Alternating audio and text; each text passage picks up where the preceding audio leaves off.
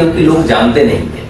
वो कहानी है ना, जंगल में मोर नाचा किसने देखा, किसी को पता नहीं है कि। और ये इसलिए मुझे आपका प्रोग्राम जमा भी बहुत है। जैसे आपने अपना कंसेप्ट बताया तो मैंने तो 4 चीजें कैंसिल करके आज मुझे 2 जगह और जाना था। मैंने कि यार जो है विनीत भाई का काम सही है ये चीज का। नमस्कार दोस्तों, तो हम आज आ चुके हैं अपनी पॉडकास्ट की पहली सीरीज में।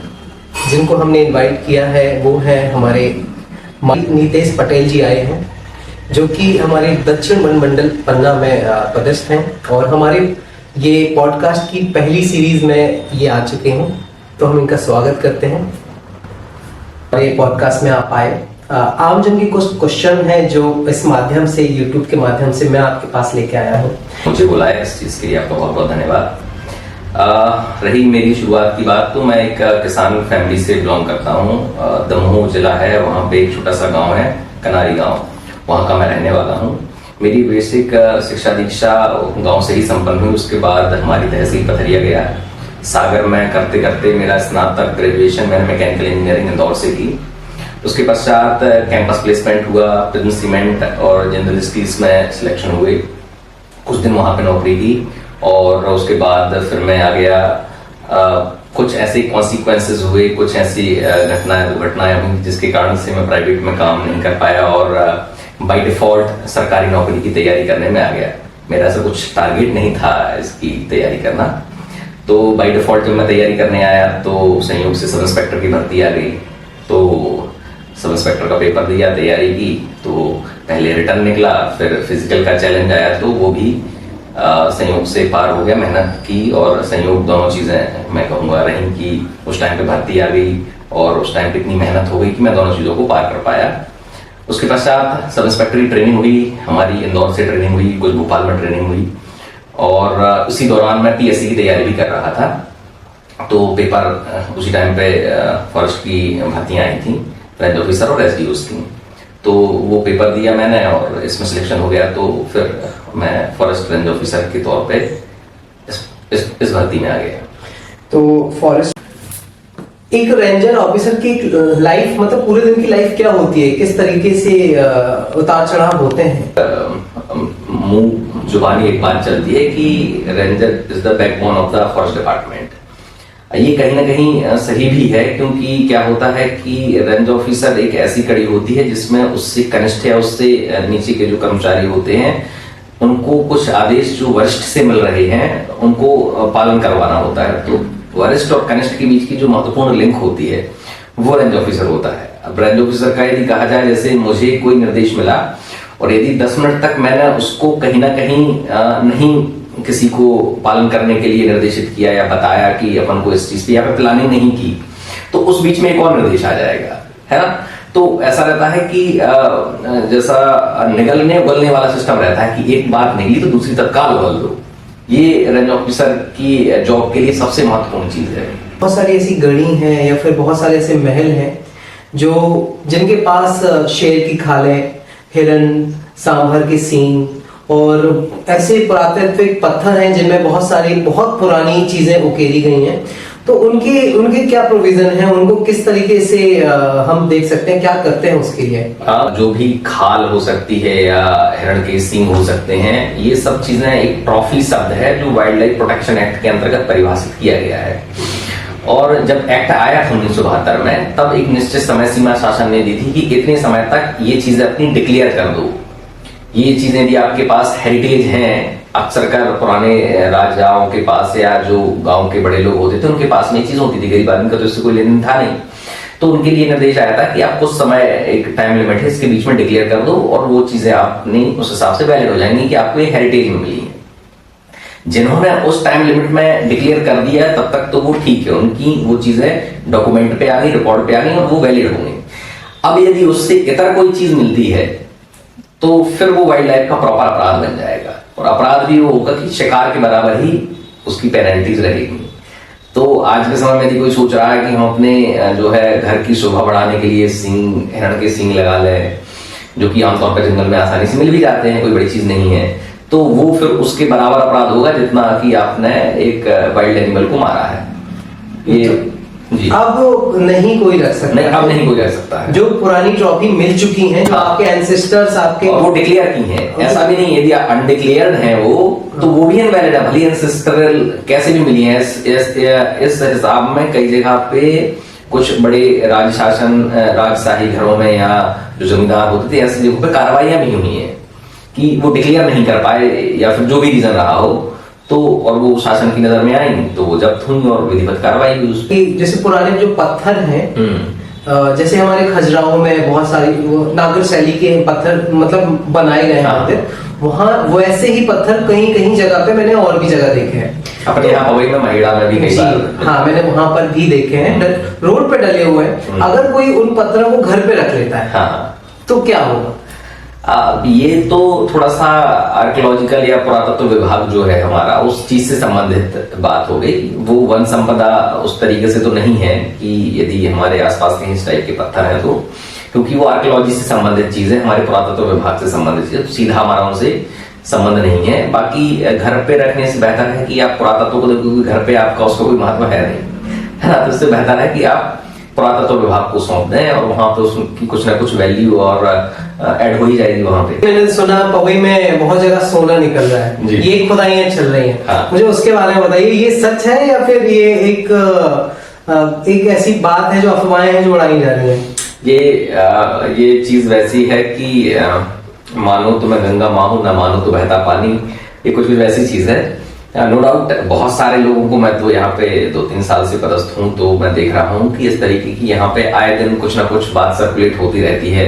कुछ कुछ गड़ियां हैं भी जिनको पूरा निस्तनाबूद कर दिया केवल इस वजह से कि यहाँ पे सोना निकलेगा। कई जगह पे मैंने देखा है कि कई ऐसे अपराध भी कारित हुए कि किसी को मणि दिलाने के चक्कर में उसका मर्डर कर दिया गया। कहीं पे 10 किलो सोना बेचने के चक्कर में उसको नकली सोना भी पकड़ा दिया गया। कहीं पे हो रहा है पत्थर पे सिक्का चिपक रहा है। बहुत सारी चीजें ऐसी हुई हैं। तो मेरा व्यक्तिगत यदि मत जानना चाहिए तो इस तरीके की चीजें होना संभव नहीं है। हाँ, यदि संयोग बस किसी को कुछ मिलता है तो नो डाउट ये चंदेल राजाओं का क्षेत्र रहा है तो उनके द्वारा कोई गड़ी हुई संपत्ति मिल जाए तो मिल जाए, वो एक संयोग की बात है। बाकी ऐसा कुछ मेरे हिसाब से, फिर अपनी अपनी मान्यताएं हैं, मेरे हिसाब से ऐसा कुछ होना एक संयोग ही हो सकता है। इसके अलावा कोई ऐसा नहीं हो सकता कि तंत्र मंत्र या किसी विशेष पूजा से ये सब चीजें मिल सकें। होती है और वो सांप को रख लेते हैं ना, उनको खाना दे रहे हैं ना कुछ कर रहे हैं, तो उनके ऊपर क्या कार्रवाई होती है? यदि इस तरीके की चीजें प्रकाश में आती हैं तो निश्चित तौर पे जो हमारी अनुसूचियों में सम्मिलित सर्प हैं, यदि उस तरीके कोई सर्प होता है तो उनके ऊपर कार्रवाई की जाएगी या की जाती है। लेकिन रही बात आपके दूसरे प्रश्न की कि उनके सर पे मणि होती है, तो ये बहुत बड़ा मिथक है ना।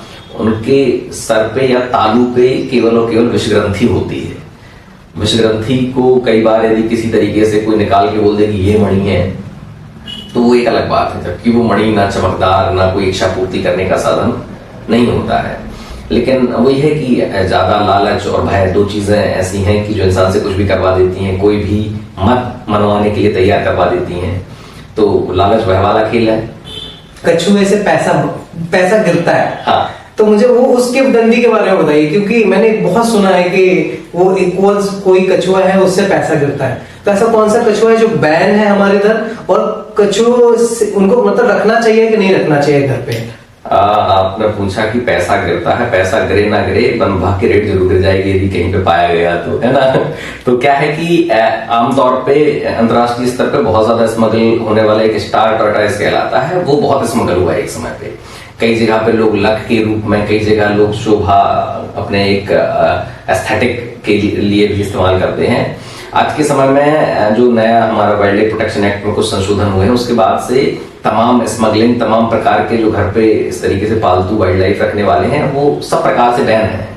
तो वही है कि धन गिरे ना गिरे, वन विभाग की टीम जरूर आ गिरेगी, है ना। तो इस तरीके की चीजें आपके दर्शकों से भी मेरा अनुरोध है कि इस टाइप की चीजों से एक तो होता नहीं है कुछ, दूसरी चीज ये है कि हम क्यों उस एक मूक जानवर को एक छोटे से परिवेश में रख के उस पर ज्यादती कर रहे हैं, है ना। अब आपको यदि बोल दिया जाए कि हम इस कमरे में रख रहे हैं, आपको खाना पीना देते रहेंगे, तो आपको क्या, ये आप खुद सोच लीजिए कि हमको क्या पसंद आएगा कि चलो सारी सुविधाएं तो घर भले है, लेकिन हमको बोल दिया है कि अब इस 4 दीवारी से बाहर नहीं आपको जाना है, तो वो तो एक तरीके से मौत जैसी चीज हो गई। तो हम कहीं ना कहीं उसको मौत दे रहे हैं, उसको जीवन नहीं दे रहे हैं। तो वो तो इस हिसाब से भी गलत है और अधिनियम के हिसाब से तो गलत है, तो है ही। जी।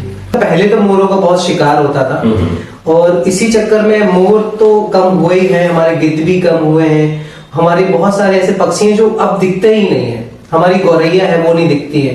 तो इसमें आप थोड़ा प्रकाश डालिए। खासकर पक्षियों के बारे में बताया जाए तो पक्षी बहुत संवेदनशील होते हैं। पक्षी हमारे व्यवहार को भी सेंस करते हैं, हमारे आसपास के परिवेश को भी सेंस करते हैं, हमारे पारिस्थितिकी तंत्र को सेंस करते हैं और हमारे द्वारा की जाने वाली छोटी छोटी गलतियां उनको बहुत ज्यादा इम्पैक्ट डालते हैं। जैसे आपने गौरैया का उदाहरण लिया है। गौरैया, सत्य है कि हम जब बचपन में थे तो हमारे घर के चारों ओर चूं चूं चूं चूं चूं रात दिन करती रहती थी। अब हमने क्या किया या उसके साथ क्या नुकसान हुआ, वो आमतौर पे हम देखते थे कि घर के जो हमारी घरिया होती है ना, जो हमारे घर में लगी होती है, उसके बीच में घोंसला बनाती थी, या फिर जो हमारे घर में कहीं पे तक्के टाइप से होते थे, छोटे खाली स्थान होते थे, उनमें वो घोंसले बनाए थे। हमने पक्के मकान बनाना शुरू कर दिए, उनके रहने के स्थान खत्म हो गए। अब जब कोई रहने के लिए स्थान नहीं है तो कहाँ जाएगा, आपके यहाँ से चली गई, सिंपल बात है। तो कहीं ना कहीं हमने अपनी लाइफ स्टाइल बढ़ाने के चक्कर में उनके घर छीन लिए, तो हमारे पास आसपास नहीं दिख रही है। रही गिद्धों की बात, तो उसका बहुत सिंपल रीजन है, ज्यादातर लोग जानते भी हैं कि उनकी जनसंख्या जो कम हुई थी, एक डाइक्लोफेनिक दवाई होती है, उसका बड़ी स्तर पे जो है दर्द निवारक के रूप में जो हम पशुओं को देते हैं, तो वो उनको खिलाई और उन्होंने खाया, जो है वल्चर्स ने खाया, गिद्धों ने खाया, उसके कारण से बहुत ज्यादा डिक्लाइन हुआ था। कौवों के साथ भी यही स्थिति निर्मित हुई, आप कौवों वाला भी चीज इसमें जोड़ लेंगे। तो हो क्या रहा है कि ना, हम अपना आवाज तलाशने के चक्कर में सबका आवाज छीन रहे हैं। सिंपल बात ये है ना, हमारे साथ, मानव के साथ समस्या ये है कि हम अपने आप को इस धरती की सर्वश्रेष्ठ कृति मानते हैं कि हम ही हैं जो, क्योंकि इंसान के साथ ये है कि वो थोड़ा सा आत्ममुक्त रहता है, उसको, इंसान का स्वभाव होता है कि वो आत्ममुक्तता में जीता है कि मैं ही जो है भगवान की बनाई हुई सबसे बड़ी कृति हूँ। हमारे तमाम धर्म ग्रंथों में भी, किसी भी धर्म को उठा लीजिए, उसमें मानव मानव मानव बनाने का जिक्र है, तो हमारे दिमाग में वो चीज घुस गई कि हम ही सब कुछ हैं। तो जब हमने ये अवधारणा और बलवती कर ली और मजबूत कर ली, तो हम उनको हाशिए पर रखने लगे, तो धीरे धीरे उसका इम्पैक्ट भी देखने लगा कि वो हमसे दूर होने लगे या खत्म होने लगे।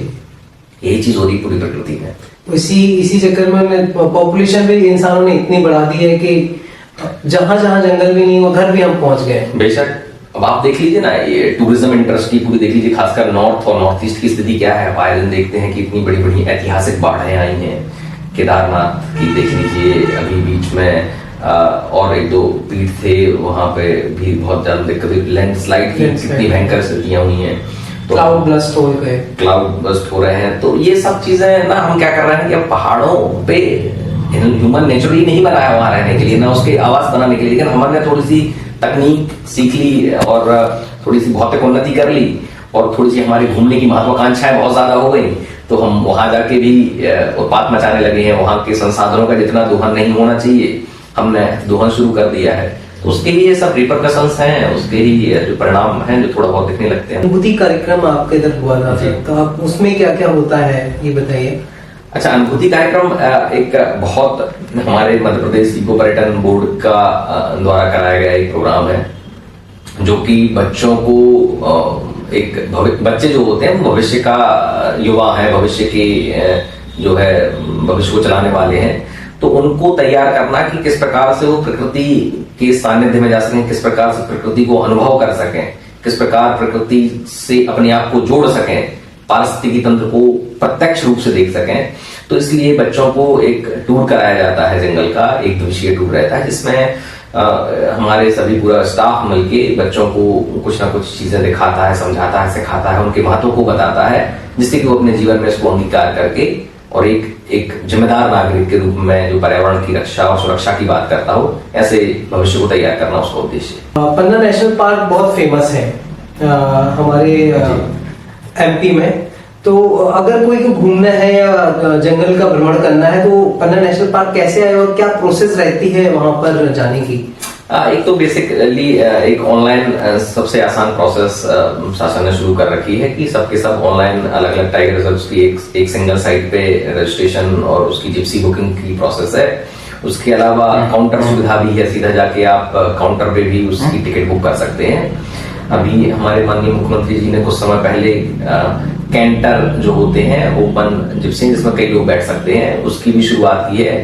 तो अब यह है कि ज्यादा से ज्यादा लोगों को टूरिज्म का लाभ मिल सके, तो दोनों प्रकार की सुविधाएं ऑनलाइन करवा लीजिए। और यदि कई बार क्या हो जाता है कि भीड़ ज्यादा आती है, अभी नाइट सफारी बंद कर दी गई है सुप्रीम कोर्ट के निर्देश के अनुसार, तो अब पूरी भीड़ आ गई है सुबह, तो कई बार ये हो जाता है कि यदि आप ऑनलाइन बुकिंग करके नहीं आते तो कई बार आपको यहाँ पर टिकट नहीं मिलती, फिर असुविधा होती है। तो बेहतर ये है कि आप पहले से ही प्री बुकिंग करवा के ही जाएं। और क्योंकि अब कोई आदमी घूमने जा रहा तो वहां तो अपेक्षा नहीं करेगा कि टिकट हमारी ना मिले।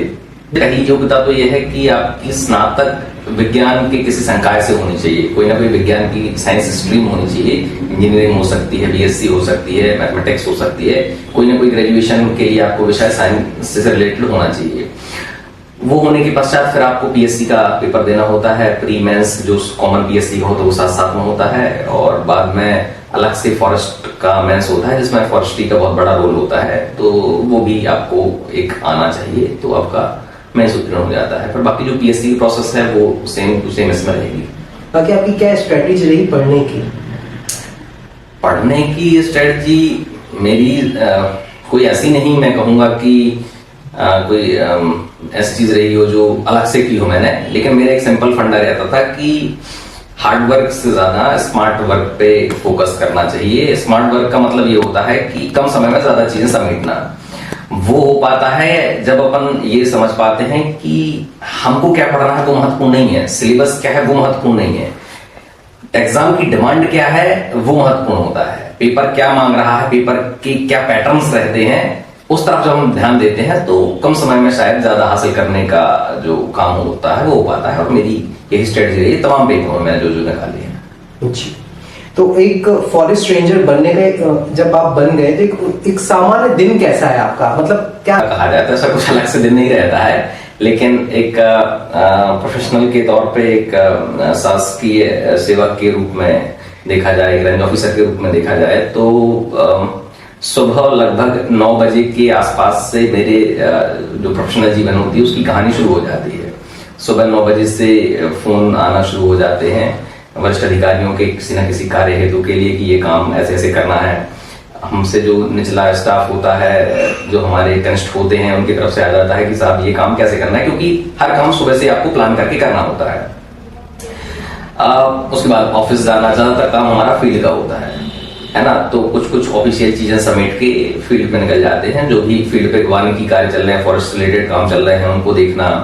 कहीं पर कोई आमतौर पे जैसे मैंने देखा है कि रेंज ऑफिसर के लिए दिन में कोई ना कोई एक ऐसा टास्क आएगा कि जब आपको लगे ये कैसे होगा, ये क्या हो गया, और यदि आप उसमें लगे रहते हैं जैसे मैंने अपना देखा है, तो उसी दिन शाम को या अगले दिन सुबह तक उस चीज का निराकरण भी हो जाता है।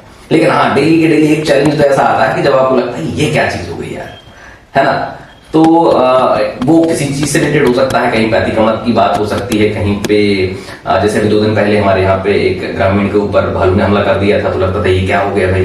कुछ समय पहले हमारे यहाँ पे एक एक्सीडेंट से हायना मर गया था, तो लगता है क्या हो गया भाई। कुछ समय पहले एक तेंदुआ भी मर गया था। तो इस टाइप की चीजें आती रहती हैं।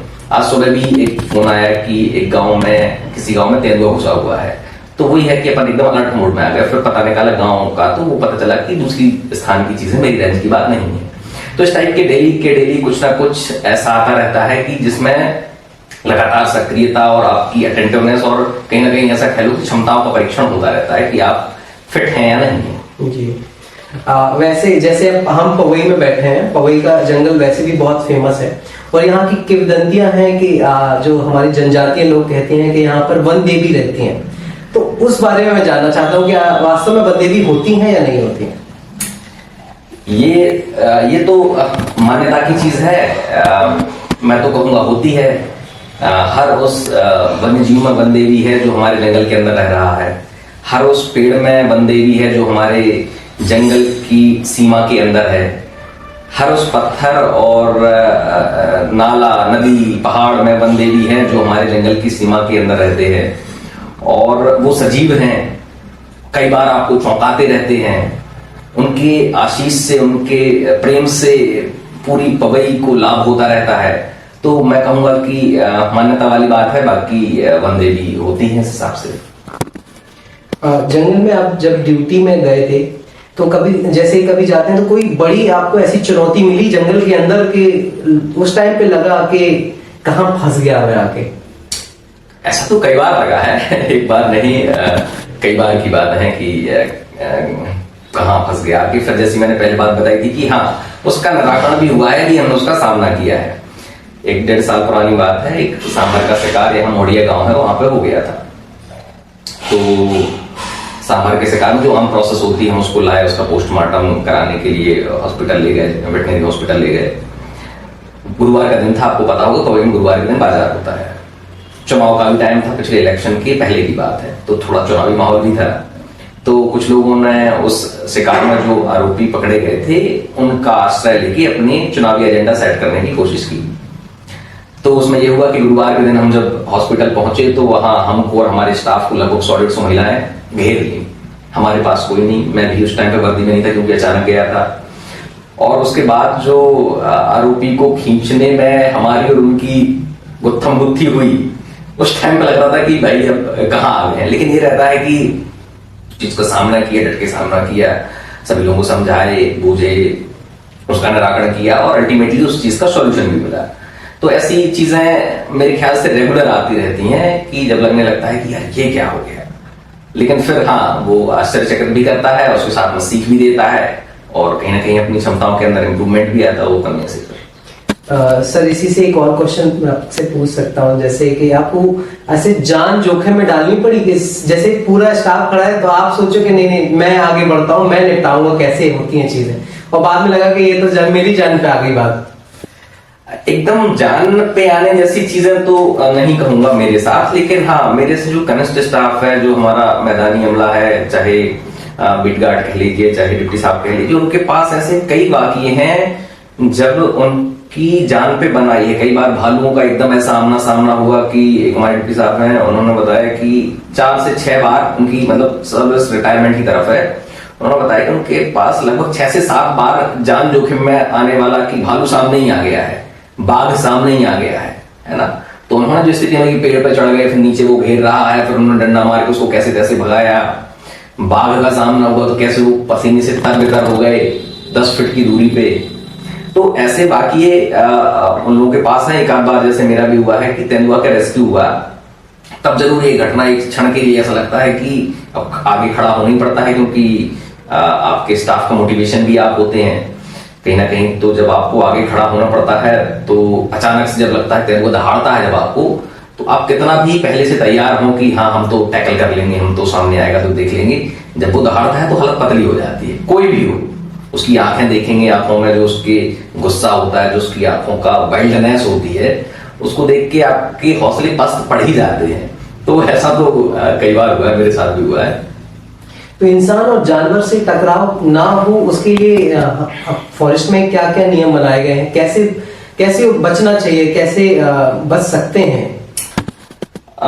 जिस तरीके से वर्तमान परिप्रेक्ष्य में जंगल वृद्धि कर रहे हैं, उसी हिसाब से जंगली जीवों की संख्या में भी वृद्धि हुई है। पिछले कुछ साल में जंगली जीवों की सुरक्षा के लिए बहुत बड़े स्तर पर उपाय भी शासन ने किए हैं।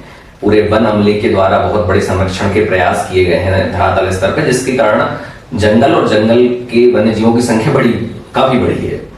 जनसंख्या भी उसी प्रोपोर्शन में बढ़ रही है। तो ये एक होना एक सामान्य चीज है कि जंगली जीवों का और मानव का टकराव होगा। अब बात आती है आपकी कि इसका निराकरण या इसके सॉल्यूशन के क्या उपाय हो सकते हैं। पहली चीज, सबसे महत्वपूर्ण चीज ये है कि हम कितने भी उपाय कर लेंगे 100% निराकरण नहीं कर सकते हैं। तो इसमें आम जनमानस के अंदर जब तक ये विचार नहीं आएगा कि जंगली जीव और हम एक हैं, सह अस्तित्व जिसको कहा जाता है, को एग्जिस्टेंस, हमको एक ही धरातल पे दोनों लोगों को साथ रहना है ना। तो एक कदम आप बढ़ाओ, एक कदम आप बढ़ाओ। जब तक हमारे अंदर स्वीकारता नहीं आएगी तब तक शायद ये वन्य जीव और मानव संघर्ष से इसका कोई प्रॉपर निराकरण नहीं निकाला जा सकता है। तो पहली चीज तो हम लोग ये प्रयास कर रहे हैं कि लोगों के अंदर ये सह अस्तित्व की परिकल्पना का विकास हो। दूसरी चीज, शासन ने, जैसे कई बार क्या होता है कि किसी गांव में भैंस खा लेते हैं, भेड़ बकरी खा लेते हैं, जंगली जीवों द्वारा किसी फसलों को नुकसान कर दिया जाता है, तो शासन ने इसके लिए कंपनसेशन के बहुत अच्छे प्रावधान कर रखे हैं। बहुत त्वरित जो है कंपनसेशन दिया जाता है। जैसे अभी आपने कुछ समय पहले पन्ना टाइगर रिजर्व में सुना होगा कि एक बच्ची को दुर्घटना हुई कि बच्ची की कैजुअलिटी हुई तेंदुए के द्वारा। तो शासन ने इंस्टेंटली 24 घंटे के अंदर 8 लाख रुपए उसके अकाउंट में पहुंचा दी। तो ये कहीं ना कहीं देखिए उसका तो पूर्ति नहीं की जा सकती है, लेकिन जो भी शासन के उपाय हैं, सहायता राशि और उनके साथ में खड़े होने वाला भाव कि नहीं नहीं हम अलग नहीं है, वन्य जीव हमारी साझा संपत्ति है और उसको हम दोनों लोग मिलकर बचाएंगे। तो ये लगातार प्रयास किए जा रहे हैं शासन स्तर से। जैसे अभी हमने 4 दिन पहले ही मैं सुन रहा था कि मध्य प्रदेश शासन कैबिनेट ने लगभग 450 करोड़ रुपए का एक टाइगर कॉरिडोर बनाने के लिए एक योजना प्रस्तावित की, केवल इसी चीज के लिए जो आपका प्रश्न है कि वन्य जीव और मानव संघर्ष के निराकरण के लिए ही। तो शासन भी उसमें उत्तरोत्तर प्रयास कर रहा है और हम लोग इस चीज को हासिल भी कहीं ना कहीं कर रहे हैं। जैसे अभी PPL हुआ, पवई प्रीमियम लीग, उसमें आपकी टीम भी डाली गई थी, फॉरेस्ट की टीम भी गई थी मैच खेलने के लिए। तो वो कैसे, मतलब आपके अंदर वो मैच का एक उत्साह जो होता है वो कैसे आया, और कौन कौन से गेम्स खेलते हैं आप, और कौन सा गेम आपको पसंद है सबसे ज्यादा? अब अभी तो सबसे बड़ा गेम जिंदगी का ही गेम चल रहा है ना। बाकी हाँ, गेम खेलता रहा हूँ, मैं क्रिकेट खेलता रहा हूँ गांव स्तर पे। 1-1.5 साल पहले बैडमिंटन भी यहाँ पे हमारे सभी वनकर्मी मिलके हम लोग खेला करते थे। बाकी रही उस दिन की एक खेल की बात, तो हमारे डीपी साहब हैं शरद नागर जी, उनका काफी मन था, वो काफी अग्रणी होके सब चीजों का प्रयास करते रहते हैं। तो वो मेरे को एक तरीके से ऐसा कहेंगे उस दिन मेरे को जबरदस्ती ले गए, है ना। लेकिन वहां जाके मुझे लगा कि ग्राउंड वास्तव में बहुत अच्छी चीज है ना। उस दिन मैंने चर्चा भी की कि अपन को रेगुलर कभी ना कभी ग्राउंड में आते रहे, क्योंकि इससे हमारी टीम बॉन्डिंग भी अच्छी होती है। यदि हमारे स्टाफ के साथ हम खेलते हैं तो ना एक जो टीम बॉन्डिंग होती है वो बहुत मजबूत होती है, कनेक्टिविटी बढ़ती है, अंडरस्टैंडिंग बढ़ती है ना। तो इस चीज में तो खेल बहुत बड़ा रोल प्ले करते ही हैं, और खेलना भी चाहिए। हमारे ऑफिस में भी हम लोगों ने वॉलीबॉल कोर्ट वगैरह बनवा रखा है, यहाँ पे भी बैडमिंटन बनवा रखा है। तो ये खेल तो होते रहना चाहिए, अच्छी चीज है। और सर ये बताइए, जो क्लाइमेट चेंज हो रहा है उससे जंगलों पर क्या असर पड़ रहा है? क्लाइमेट चेंज का वैसे तो वैश्विक प्रभाव है। जंगलों पे प्रभाव में सबसे आसान रूप से देखा जा सकता है कि जंगल की आग की जो घटनाएं हैं पिछले कुछ समय में काफी बढ़ी हैं। प्रयास भी उसी अनुपात में किए गए हैं, लेकिन जंगल की आग की घटनाएं बहुत ज्यादा बढ़ रही हैं, क्योंकि ग्लोबल तापमान धीरे धीरे बढ़ रहा है, जिससे जो है जंगल में आग जल्दी लगने लगती है। कहीं ना कहीं जो पक्षियों और जो पौधों के और विकास पे भी जो प्रभाव पड़ा है वो भी हम देख सकते हैं कि जिस तरीके से शायद ग्रोथ होनी चाहिए वो कहीं ना कहीं थोड़े बहुत स्तर पे प्रभावित हो रही है। वर्षा भी प्रभावित हो रही है ग्लोबल वार्मिंग के कारण। कई बार पैटर्न बदलते रहते हैं, अचानक ठंडी हो जाना, गर्मी हो जाना, बारिश का भी मौसम हो जाना, इसका भी वनस्पतिक जगत पे और वन्य जीवों पे प्रभाव तो पड़ता ही है। और जंगल में आप जब ड्यूटी पे जाते हैं तो सबसे यादगार पल क्या रहा है कि आपको लगे कि ये सबसे खूबसूरत और सबसे अच्छा पल है मेरा, कि मैंने ये ज्वाइनिंग किया, ये फॉरेस्ट रेंजर बना? ये तो सच बताऊं मैं आपको थोड़ा सा लगने में, ऐसा सुनने में लग सकता है कि मैं कोई फिल्म बात करूं, ये मुझे रोज लगता है ना। मैं इसके पहले भी मध्य प्रदेश पुलिस में सब इंस्पेक्टर की पोस्ट पे था, काफी अच्छी पोस्ट थी। बहुत सारे लोगों ने ये बोला भी कि आप यहाँ क्यों आ गए हैं। तो मुझे ऐसा कहना चाहिए, मुझे रोज लगता है लगभग कि ये बढ़िया जगह है, ये सबसे सही जगह है। अब चाहे वो ऐसा कह लीजिए कि बरसात में कभी मैं जंगल में जाता हूँ तो वहां मुझे चेरापूंजी मौसम जैसी खुशबू आ जाती है। कभी मैं गर्मियों में जंगल में जाता हूँ तो वहां मुझे लगता है कि ये तो रेगिस्तान जैसी फीलिंग आ जाती है। कभी आपको मैं झरनों को देखता हूँ तो ऐसा लगने लगता है कि मैं नॉर्थ ईस्ट चला गया हूँ। तो ये जो फीलिंग होती है, और ये मुझे अलग से घूमना नहीं, ये मैं अपना काम करते करते देख रहा हूँ। इसके लिए मुझे अलग से ना कहीं फीस देनी है, ना मुझे अलग से पैसा खर्च करना है, ना अलग से समय खर्च करना है। तो इन सब का जो कॉम्बिनेशन होता है ये अपने आप में बेहद खूबसूरत होता है, और हर वनकर्मी जो अपने आप को जंगल से कनेक्ट कर पाता है वो ये महसूस लगभग रोज करता है। जी, जैसे कि मैंने आपके इधर देखी, आपके पास बुक्स बहुत अच्छी हैं, बहुत कलेक्शन है आपके पास बुक्स का। आपकी कुछ फेवरेट बुक बताइए, और जो आपने पढ़ी हैं और जो लोगों को पढ़ना चाहिए उसके बारे में आप सलाह दीजिए। यदि किसी आप एक किताब की बात करें तो मैं कहूंगा भगवती शरण वर्मा जी द्वारा लिखी हुई एक किताब है चित्रलेखा।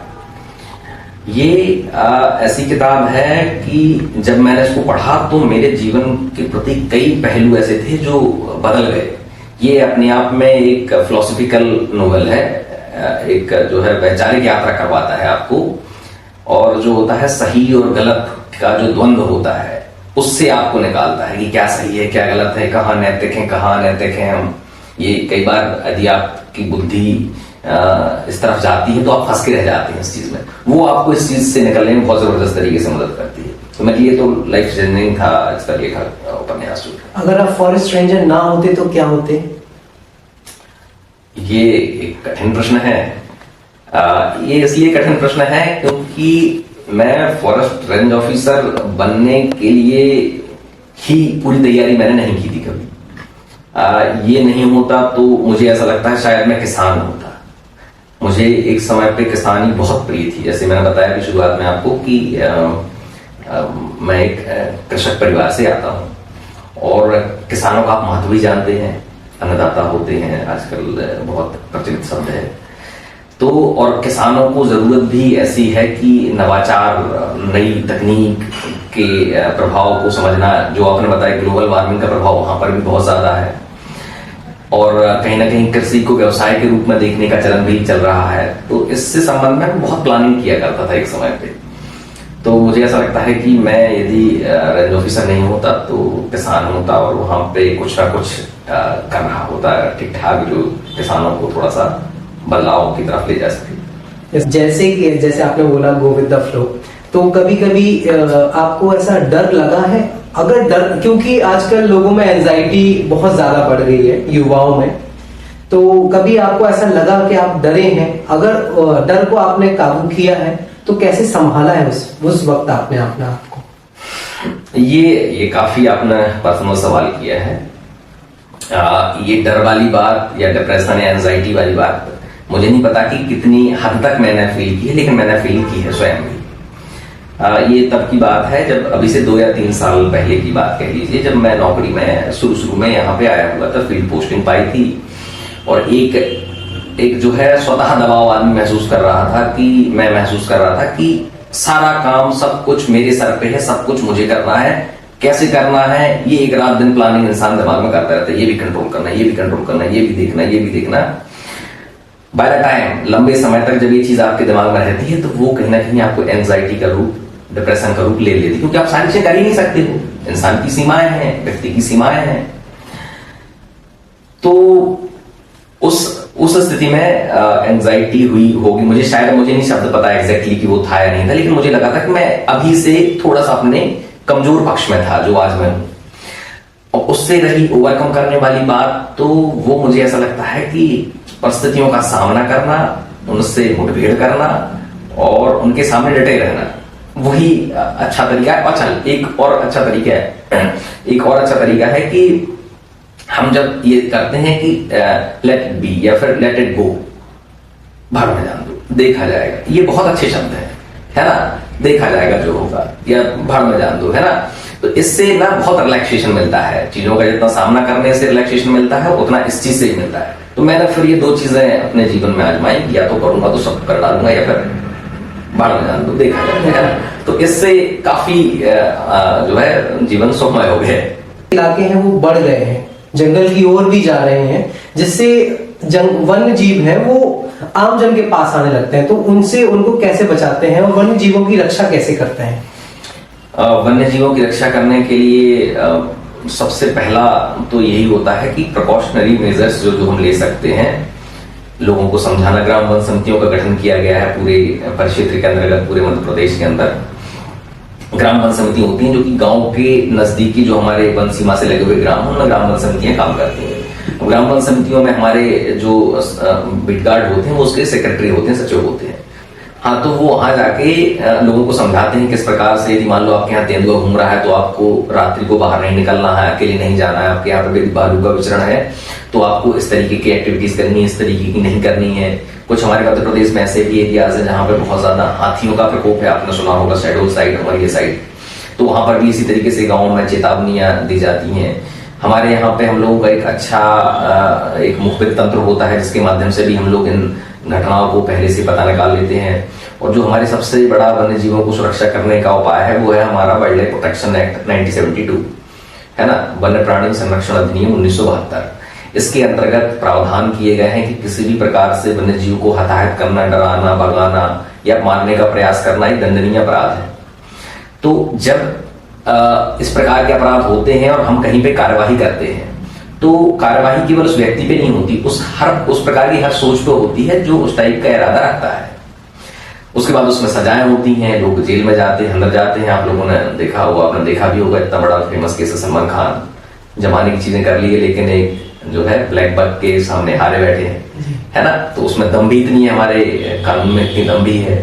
तो कहीं ना कहीं ये सब चीजें मिलकर जन सहयोग मान लीजिए, लॉ मान लीजिए, हमारे लगातार प्रयास मान लीजिए, गश्ती मान लीजिए, इन सब चीजों को मिला के एक ऐसा कॉम्बिनेशन बनता है जो कहीं ना कहीं वन्य प्राणी, मूक प्राणी होते हैं वन्य प्राणी, उनकी तरफ से कोई केस नहीं लड़ता है। केस हम लड़ते हैं उनकी तरफ से, क्योंकि परिवार जैसा नहीं होता ना उनका कि आप पे हमला हुआ तो आपके पिताजी केस करने पहुंच जाएंगे। वन्य प्राणियों की तरफ से हम केस करते हैं। तो कहीं ना कहीं पूरा वन अमला एक गार्जियन की तरह वन्य प्राणियों की सुरक्षा करता है और कहीं ना कहीं इससे उनको अच्छा सुरक्षा कवच मिलता है।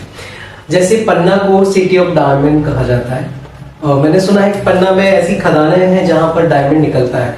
तो हमारी पवई में भी ऐसी कोई खदान है जहां पर डायमंड निकलता है क्या? अभी तक तो ऐसी कोई चीज प्रकाश में नहीं आई है, अभी तक ऐसी कोई चीज रोशनी में नहीं आई है।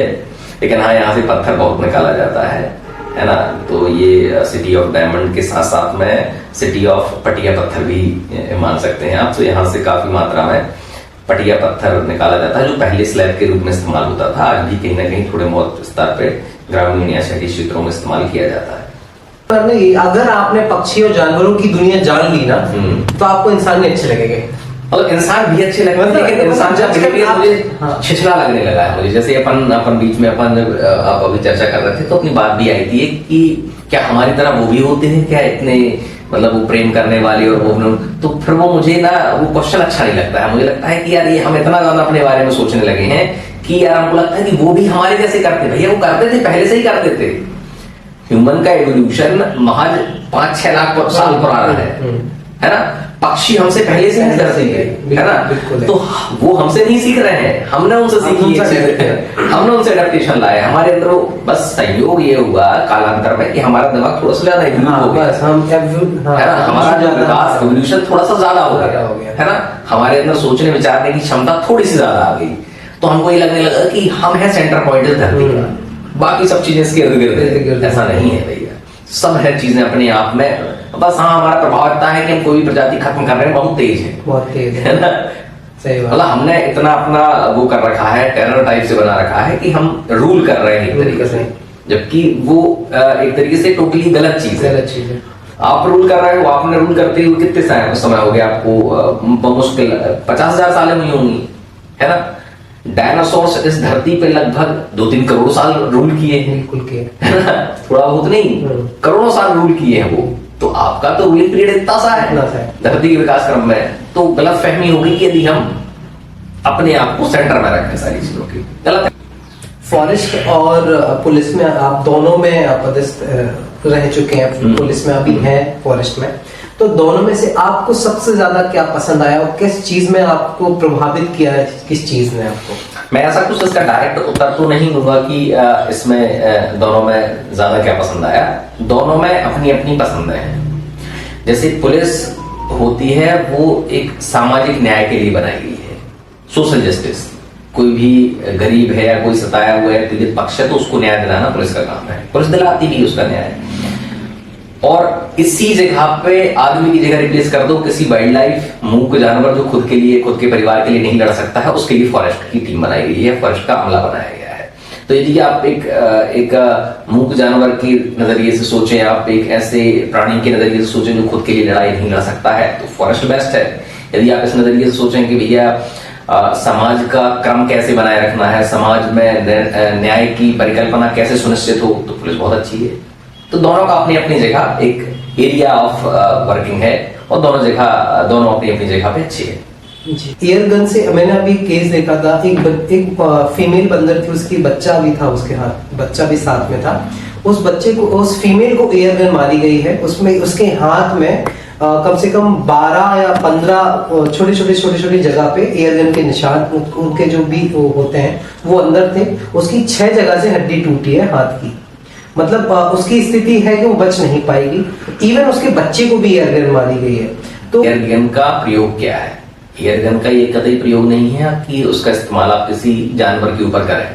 एयर गन का प्रयोग आपके एंटरटेनमेंट पर्पस के लिए है, तो केवल उसका वहां तक ही सीमित रखें। इसका किसी और प्राणी पे, मानव पे या किसी वन्य जीव पे प्रयोग करना नैतिक रूप से भी गलत है और वैधानिक रूप से तो गलत है ही है। उसके दुष्परिणाम भी हो सकते हैं। तो नो डाउट हम सभी लोगों को समझना होगा कि एयर गन का पर्पस क्या है। उसका पर्पस आपका एंटरटेनमेंट है, तो उसको केवल अपने मनोरंजन तक ही सीमित रखें। उसको किसी के ऊपर थोपने या उसको किसी से प्रभावित करने की कोशिश नहीं करनी चाहिए।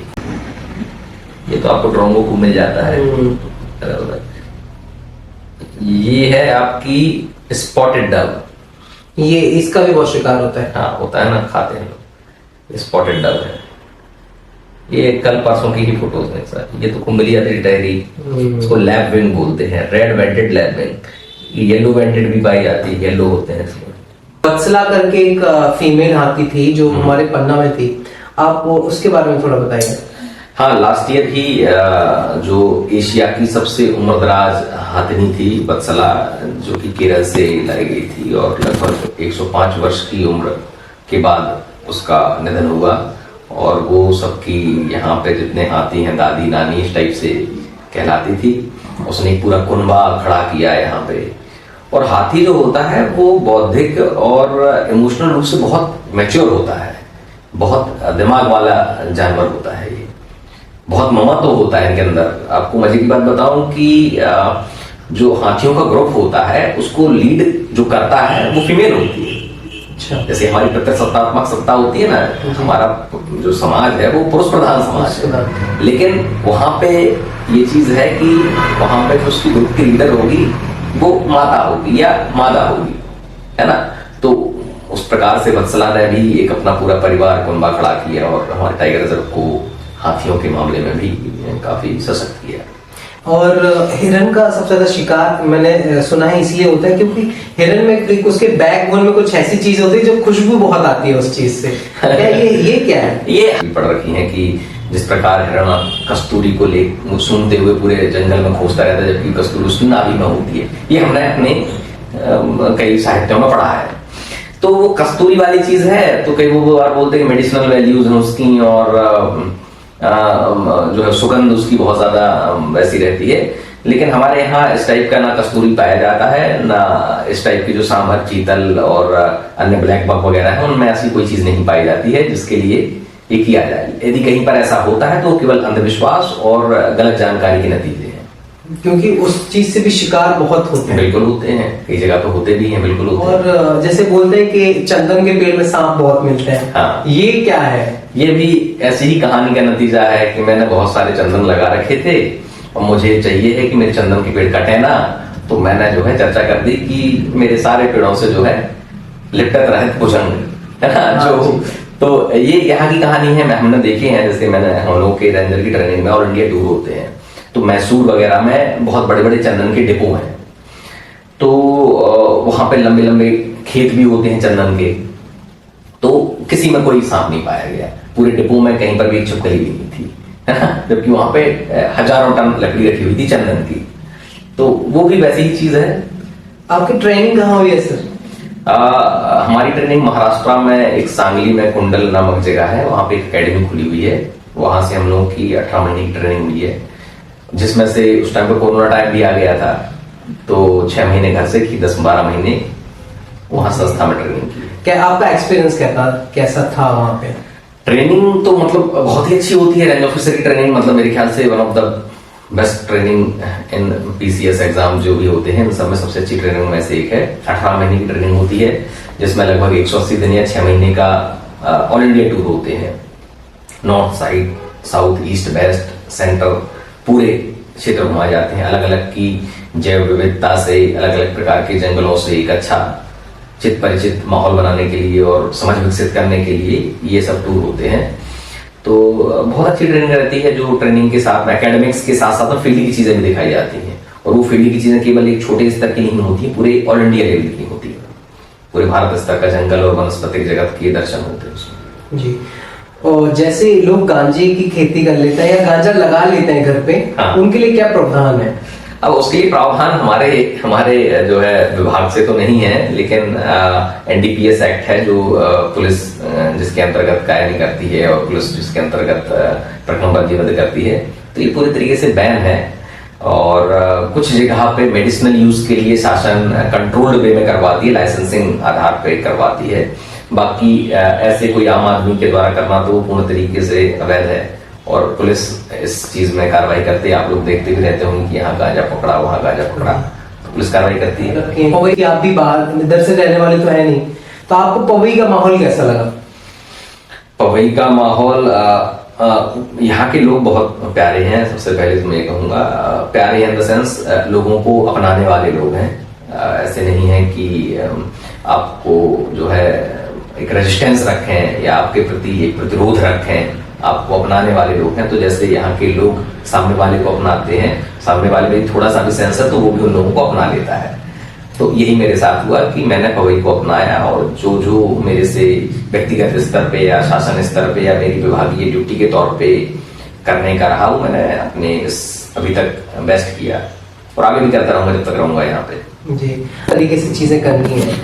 पवई की सबसे अच्छी बात यह है कि ये कम से कम एक से आधे से ज्यादा क्षेत्र इसका फॉरेस्ट से या तो डायरेक्टली रिलेटेड है या 5-10 किलोमीटर की सीमा में आता है। तो जितनी पवई को यह खूबसूरत बनाता है, कहीं ना कहीं आप भी देखते रहते हो कि जैसा बरसात शुरू होती है तो एक ऐसा लगने लगता है कि ये बोलते हैं ना कि स्विट्जरलैंड टाइप की फीलिंग आने लगती है। एक अलग ही फीलिंग रहती है। आप हनुमान घाटी पे चले जाइए, बादल नीचे आ गए, है ना? हाँ, ऐसा लगता है बादल नीचे आ गए। तो ये खूबसूरती जो हमको इन पहाड़ों से, इन पर्वतों से, इन जंगलों से मिली हुई है, वो एक आपको जिम्मेदारी भी देती है कि इनको बचाना भी है आपको, है ना? इनको सुरक्षित भी रखना है, जो आपके बच्चों को भी कल के दिन देखने के लिए बचे रहें। ये ना हो कि हम ही बस देख लें, आगे आने वाली पीढ़ी कुछ ना देख सके। तो ये जितना आपको एक जो है अंबार भी देती है संसाधनों का, उसी के साथ में जिम्मेदारी भी बराबर देती है। तो पवई वासियों का यही संदेश है मेरा कि सभी लोग इस जिम्मेदारी को समझें और वन एवं वन्य जीवों के प्रति थोड़ा सा सॉफ्ट कॉर्नर पहले से है, लेकिन थोड़ा सा और एक्स्ट्रा रखेंगे तो इनकी और बेहतर सुरक्षा और संवर्धन हो पाएगा जी। और पुलिस में, और आप क्योंकि पुलिस में भी रह चुके हैं और फॉरेस्ट में भी अब हैं, उन दोनों में आपको सबसे ज्यादा, आपको खुद पर्सनली आपको क्या पसंद आया? पुलिस में और इसमें अलग अलग? पुलिस और फॉरेस्ट में, पुलिस देखिए कहा जाए तो हमारे समाज का सबसे ज्यादा रूबरू जिस विभाग से होता है पुलिस होती है। सबसे ज्यादा जिससे लोगों का पाला पड़ता है वो पुलिस होती है या रेवेन्यू होती है, जो हमारे यहाँ पे स्थानीय स्तर पर तहसीलदार उसके प्रमुख होते हैं। तो तहसीलदार और टीआई दो सबसे प्रमुख पद होते हैं किसी भी तहसील स्तर पे। पुलिस की बात रही तो पुलिस से रेगुलर आना जाना, लोग मिलना, तो पुलिस चाहे तो सबसे ज्यादा हित कर सकती है लोगों का, करती भी है ना? और कहीं ना कहीं थोड़ी सी जो छवि पुलिस की रहती है भय बनाने वाली या लोगों को थोड़ा सा डराने वाली, तो वो भी कहीं ना कहीं कार्य का हिस्सा ही होती है। उसमें बहुत अच्छी चीज जोड़नी थी कि रेंजर का सबसे अच्छा जरूरी काम यह है कि जैसे ही उसको कोई चीज पता चले तत्काल निराकरण दे। तो यदि उसने ये सोच लिया कि मैं 5 मिनट बाद बताता हूँ, तो उसके 5 मिनट कभी ना होंगे, क्योंकि उसके बीच में 4 काम और आ जाएंगे उसको, है ना? मतलब ये एकदम गोल्डन रूल है रेंजरी का कि यदि आपने ऐसा किया कि अब जैसे मुझे एक आदमी है, मैं बोले तत्काल आ जाओ, साइन कर दिया, जिसकी ये समस्या, उसने बोला किस चीज में समस्या है, हमने 2 मिनट को फोन लगा दिया, ये करो ये कर। रेंजर जो होता है backbone of the forest department कहा जाता है। वो इसलिए कहा जाता है क्योंकि जो रेंज ऑफिसर को वरिष्ठ अधिकारियों से निर्देश लेना और नीचे उनको फॉलो करवाना, दोनों चीजें एक साथ करनी पड़ती हैं। हमसे ऊपर में सब लोग निर्देश देने वाले ज्यादातर होते हैं, हमसे नीचे सब लोग एग्जीक्यूट करने वाले होते हैं। लेकिन इन दोनों चीजों को जो लिंक करने वाली चीज होती है, कड़ी होती है, वो रेंज ऑफिसर का रहता है। मतलब नीचे जो उथल पुथल मची उसको शॉक एब्जॉर्ब बना के अपने स्तर तक रखना, ताकि ऊपर वाले डिस्टर्ब ना हो। ऊपर वालों से जो बड़बड़ाहट मची है वो एक शॉक एब्जॉर्बर के रूप में रेंज ऑफिसर को एब्जॉर्ब करनी पड़ती है। तो मैं अक्सर कहा करता हूँ कि रेंज ऑफिसर ना एक शॉक एब्जॉर्बर है पूरे विभाग का, जहां जितने झटके आ रहे हैं सब उस तक समाहित हो जाते हैं। जी, thank you so much sir, आपने इतना टाइम दिया। बाकी बहुत अच्छे क्वेश्चन थे और जिसका आपने बहुत ही शानदार तरीके से आपने उनका उत्तर दिया है। हमारे श्रोतागण हैं जिनने हमारे उस माध्यम से जुड़े हुए थे और देख रहे थे, जानना चाह रहे थे आपके बारे में, किस तरीके से फॉरेस्ट अधिकारी और फॉरेस्ट के लोग उनकी रक्षा करते हैं, वन जीवों की रक्षा करते हैं। जैसे आपने बोला कि अगर जानवर का कोई और नहीं होता है तो उनके लिए केस आप लड़ते हैं, तो ये सबसे खूबसूरत बात लगी मुझे इस चीज की कि अगर कोई नहीं होता तो उनके लिए हम खड़े। बिल्कुल। तो वैसे ही आपसे बात करके हमें बहुत अच्छा लगा और आपसे मतलब यही होगा कि ऐसी ही चीजें आप हमारे साथ लाते रहिए और साझा करते रहिए। चलिए, बहुत बहुत धन्यवाद विनीत जी आपका कि आपने अपने इस बेहतरीन कार्यक्रम में हमको बुलाया और वन विभाग का और मेरा पक्ष रखने के लिए उचित समझा। और मेरी भी आपके लिए शुभकामनाएं हैं कि आपका चैनल और आपकी ये सोच जो लोगों के समाज के बीच में ले जाने की है वो उत्तरोत्तर रूप से बढ़े। बहुत बहुत धन्यवाद सभी का। Thank you so much.